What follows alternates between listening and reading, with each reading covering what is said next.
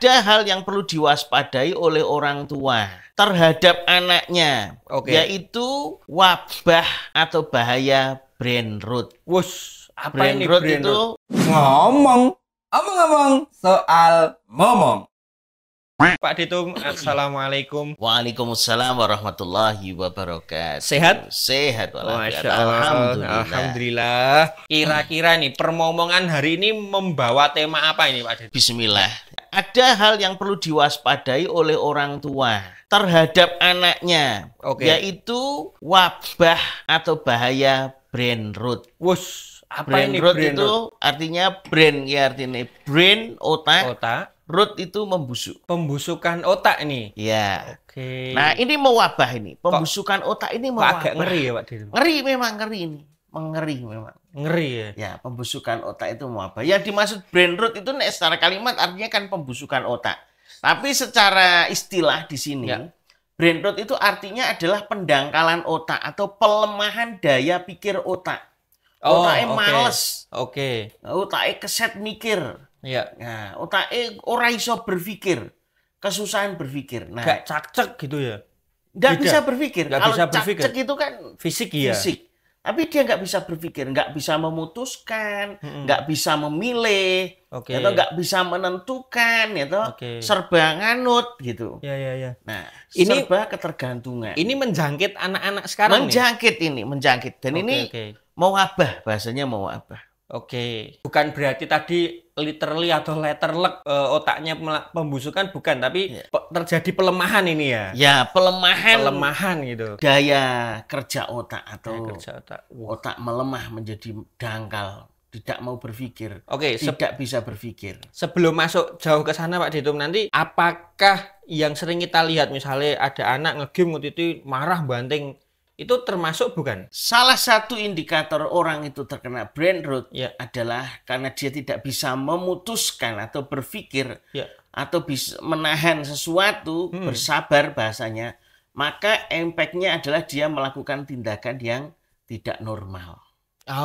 Itu ya. Atau tindakan yang tidak wajar, ngamuk, banting gitu, pasrah, nggak mau ikhtiar sama sekali. Pasrah, mager gitu ya. Mager, ngono kan nek wong kan optimis, lawan optimis apa? Apatis. Optimis. Apa Mas Din? Lawan kata optimis Mas Din. Optimis. Tidak optimis ya. Apa namanya? Ya dia kehilangan harapan sudah. Pokoknya mau ngopo-ngopo gitu ya. Mau ngopo-ngopo, enggak mau berusaha, enggak mau berpikir. Apakah ini juga terjadi di lingkungan Anda? Coba ceken. Bisa dicek ini di lingkungan kita, anak kita. Kon moco, dawa-dawa ra kuat. Karena dia nggak bisa mencerna informasi. Kemudian suruh berpikir, nggak berpikir. Ini belum sampai kepada kemampuan analisis, belum ya? Baru berpikir dasar tadi ya, mengontrol pikiran gitu ya. Maka ini akan menjadi beban bagi orang tua. Dan menjadi problem bagi anak itu. Anak yang sudah remaja tadi, yang harusnya dia mengambil tanggung jawab sebagai individu pemula dalam hidup ini, dia merasa seperti anak-anak terus. Bahkan bisa menjadi merasa seperti mayit, opo-opo manut. Ini untuk lebih detailnya kita bahas dari mana dulu nih Pak Ditum? Nah, penyebabnya. Jadi brain rot itu ada penyebabnya, ada dampaknya, dari solusinya. Ada solusinya? Ada solusinya. Penyebab yang pertama adalah kecanduan media sosial. Di media sosial yang berlebihan, ini dapat mengakibatkan brain rot. Karena orang itu ketika terlibat di dalam media sosial tadi, dia mengikuti algoritma tadi. Ketika dia mengikuti algoritma, apa yang datang kepada dia, otomatis yang dia scroll itu kan apa yang memuaskan dia. Menimbulkan kenyamanan di diri anak itu ya. Akhirnya otak anak ini dia termanjakan. Sehingga dia akan nyekrol tuh yang dia seneng-seneng terus. Yang kedua adalah informasi yang berlebihan. Information overload. Dia sudah overload. Banyak informasi yang tidak relevan, yang seharusnya tidak dia konsumsi. Nah, tapi karena dicepake, maka dia konsumsi. Random ya? Random. Dan itu info-info sebenarnya info yang tidak perlu dia konsumsi. Sehingga dia akan memenuhi di kesenangan,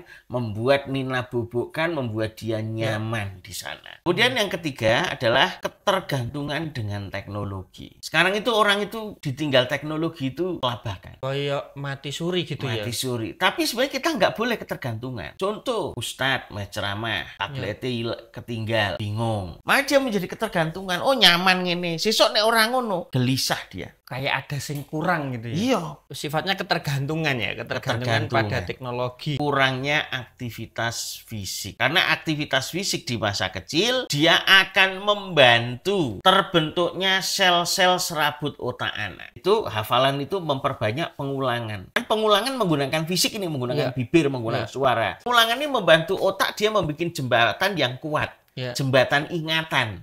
Sehingga kalau dia itu banyak pengulangan, dia ingat karena jembatannya itu longgar. Jadi gerak fisik itu juga berpengaruh kepada otak. Juga dipengaruhi oleh gerak fisik dengan peredaran darah yang ada tadi. Yang keempat adalah konten yang tidak produktif. Konten receh, konten ramah manfaat.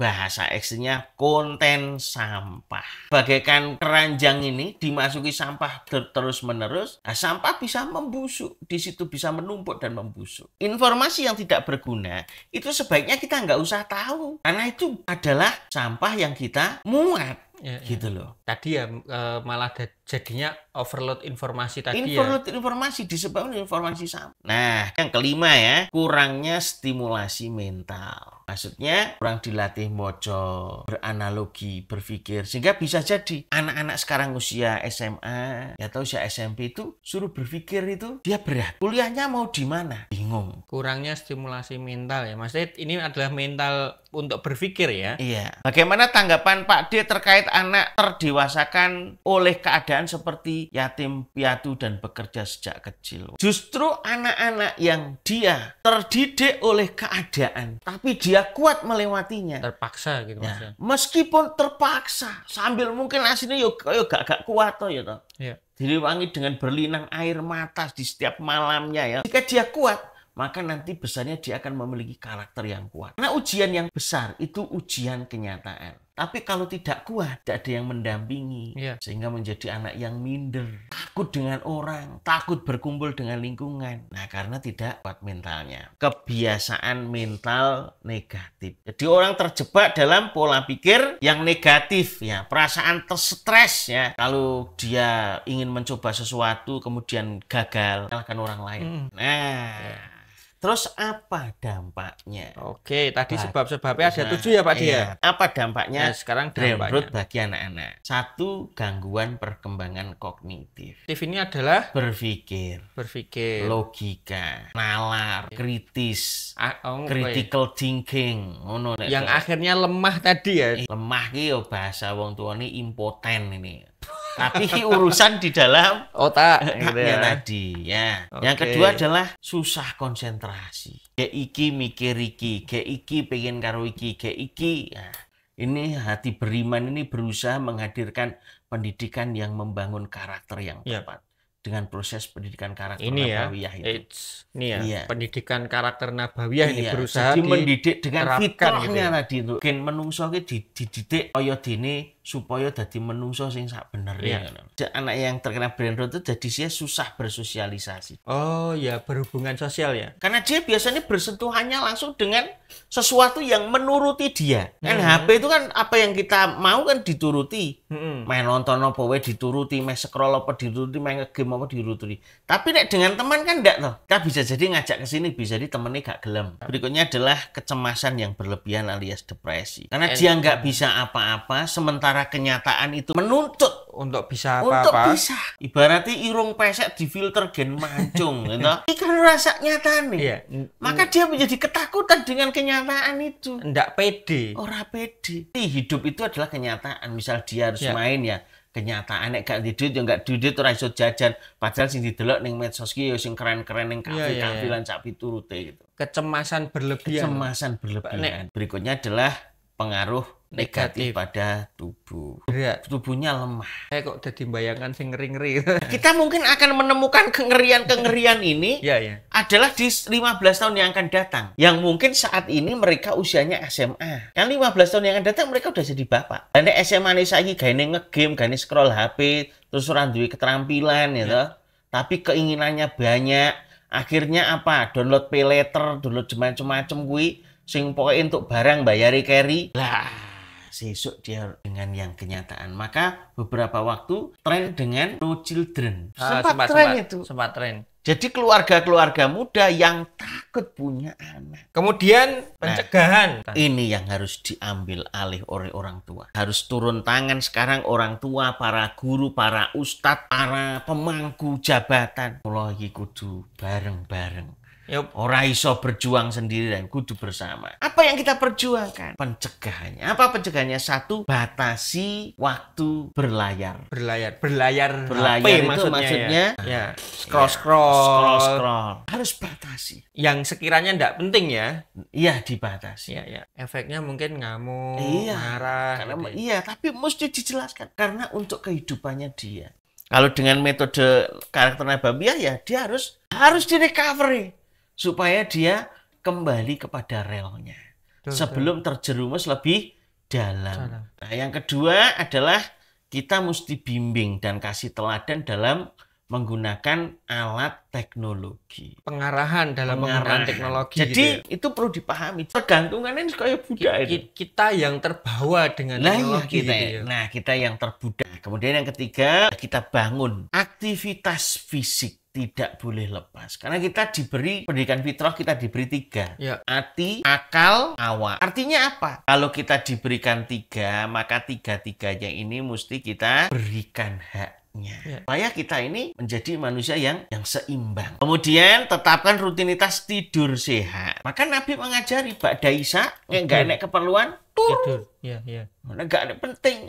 Nah, ambedino penting mau kayak ambedino penting. Ya. Jabatannya apa sih kok sampai ambedino penting? Kita memang mesti temani. Ingat di dalam pendidikan kan seperti orang menggambar kertas kosong. Kertas kosong tuh ibaratnya anak digambari sama orang tuanya pengen gini-gini ya. Iya. Tapi mendidik itu seperti bertani. Ada bibit, disiram, dijaga kalau ada hama. Tapi dibiarkan dia tumbuh sendiri. Bukan kita yang ngemal itu, bukan. Berarti anak itu ibaratnya winehe tadi ya Pak? Iya, nah kita itu anak itu kita temani. Sudah ada dengan bekal. Kasih sayang, support apa yang perlu dibantu supaya dia bertumbuh kembang dengan baik. Itu untuk mencegahnya. Nah, nek wis terlanjur, bagaimana caranya? Kurangi layarnya. Ini sedikit demi sedikit. Yang sudah terkena dampak negatifnya ya. Yang sudah terkena itu yang telah terpapar bahasanya. Kuwi yo akeh. Yo bisa jadi kita juga termasuk orang yang terpapar. Betul. Bisa apalagi jadi. Kita aktivitasnya di media loh. Betul. Kan kita sering scroll. Nah, maka harus kurangi layar tadi. Sidik-sidik. Mengurangi layar ini namanya dalam istilahnya disebut dengan digital detox namanya. Digital detox gitu ya. Iya, maka yang kedua kita perlu pendidikan mental dan kognitif. Ngelatih piye? Latih moco. Salaman sih berturut-turut. Terbiasa rong halaman. Kan itu melatih otak itu. Tapi nek kita kembali ke nonton audiovisual, ya padha malah melemah meneh. Kecuali memang audiovisual itu sifatnya misalnya seminar. Kan di situ membutuhkan kita untuk berpikir. Lah. Oke, lanjut. Berikutnya, terapkan rutinitas yang sehat. Ya olahraga. Betul. Ya. Olahraga rutin itu angel.